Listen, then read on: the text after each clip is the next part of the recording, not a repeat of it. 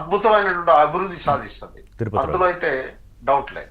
తిరుపతిరావు గారు, ఇవాళ ఎయిర్పోర్ట్తో పాటు సుమారు 17,000 18,000 కోట్లకు సంబంధించి అభివృద్ధి పనులు, శంకుస్థాపనలు, ఇవాళంతా నిజంగానే ఒక గొప్ప రోజుని ఎందుకు అనుకోవాలంటే, పెట్టుబడులు ఇప్పుడు ఆ రాష్ట్ర ప్రభుత్వం ట్రై చేస్తోంది, ముఖ్యమంత్రి లేకపోతే ఉప ముఖ్యమంత్రి మంత్రి వెళుతున్నారంతా.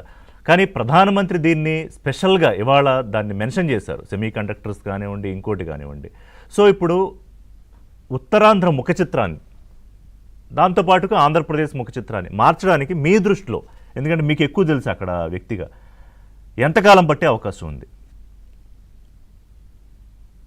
ఋషి గారు, ఇది అంటే ఇప్పుడు పెద్దలు ఇద్దరు కూడా చర్చించినవి కూడా మళ్ళీ ఇందులో పార్ట్ అవుతుంది, అందులో పార్ట్ అవుతుంది. ఇది కూడా ఇక్కడ విషయం ఏంటంటే, ఒకటి ఇప్పుడు విశాఖపట్నం ఈ అంతర్జాతీయ విమానాశ్రయము అనేది ఈ ప్రాంతాలకి మనం పరిమితం చేయాల్సిన పని. ఇప్పుడు మా శివశంకర్ గారు చెప్పారు, ఏదైతే పూర్వ జిల్లాలు తీసుకుంటే వెస్ట్ గోదావరి నుండి శ్రీకాకుళం. నేనైతే ఇది కూడా తక్కువే అంట. ఎందుకు అనేసి అంటే, నేను ఒక ఎగ్జాంపుల్ చెప్తాను. మా అబ్బాయి జర్మనీలో ఉన్నాడు.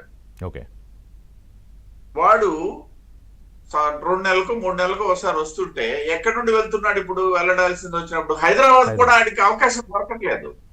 ఏ చెన్నైయో లేకపోయినట్టయితే బెంగళూరు లేకపోతే ఢిల్లీ కనెక్టింగ్ ఫ్లైట్ కు వెళ్లాల్సి వస్తుంది.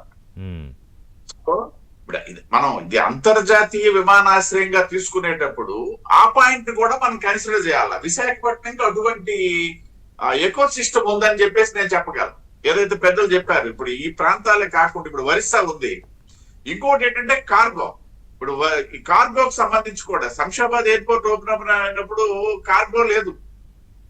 ఇక్కడ కార్గో టెర్మినల్ కూడా ఉన్నందువలన ఏదైతే ఇప్పుడు మాకున్నటువంటి జబల్పూర్, జగదల్పూర్ ఈ ప్రాంతం, కోరాపుట్ ఈ ప్రాంతాల్లో ఉన్నటువంటి ఖనిజ సంపద ఆధారంగా కూడా ఎయిర్పోర్ట్ అభివృద్ధి, తద్వారా మళ్ళీ ఎంప్లాయ్మెంట్ జనరేషన్, ఇవన్నీ ఇంటర్లింకింగ్ అన్నమాట. అవును, ఒరిస్సా, ఛత్తీస్గఢ్ వీటన్నిటికి సంబంధించి కూడా. ఎందుకంటే ఇంత మాదిరి ఇటు నౌకాశ్రయము, ఇటు విమానాశ్రయము. ప్రధానమంత్రి ఇవాళ బ్లూ ఎకానమీ అని కూడా వాడారు కదా ఋషి గారు.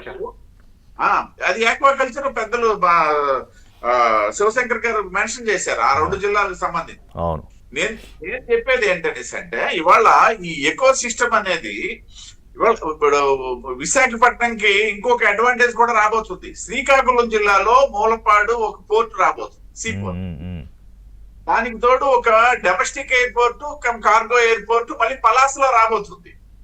సో ఇవన్నీ ఏంటంటే ఇవి కార్యరూపం దాల్చడానికి 2-3 ఏళ్ళు పట్టొచ్చు. కానీ ఇదంతా కూడా ఇంకొకటి ఏంటనేసి అంటే, ప్రత్యేకించి ఉత్తరాంధ్రలో వ్యవసాయ అభివృద్ధికి సంబంధించి కూడా ఇటీవల కూటమి ప్రభుత్వం ఏదైతే నేరడి బ్యారేజీ నిర్మాణం ఒకటి తీసుకుందో, దాదాపు 60 సంవత్సరాల క్రిందట నుండి ఉన్నటువంటి ఒక ప్రతిపాదన, దాని ద్వారా జరగబోయే వ్యవసాయ అభివృద్ధి, తద్వారా వచ్చేటటువంటి మళ్ళీ ఈ ఎకో సిస్టమ్ కు మళ్ళీ అదొక యాడింగ్ వస్తుంది.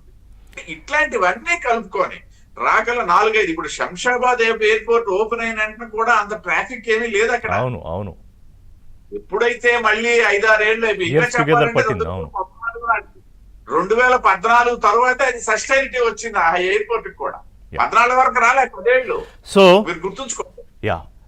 తిరుపతిరావు గారు, సో మళ్ళీ మనం ఒకసారి దీని గురించి మాట్లాడదాం. ఎందుకంటే ఇంకా చాలా ఇందులో జరగాల్సిన అభివృద్ధి ఉంది. అలాగే దీంతో ముడిపడి ఉన్న ఉత్తరాంధ్ర అభివృద్ధి, తద్వారా ఆంధ్రప్రదేశ్ అభివృద్ధి ఇవన్నీ ఉన్నాయి కాబట్టి మళ్ళీ దీన్ని దశల వారీగా ఆ అభివృద్ధితో పాటు మనం కూడా మళ్ళీ కనెక్ట్ అవుదాం ఈ అంశానికి సంబంధించి. మిగతా అంశాల గురించి అలాగే మాట్లాడుకుంటాం. Thank you very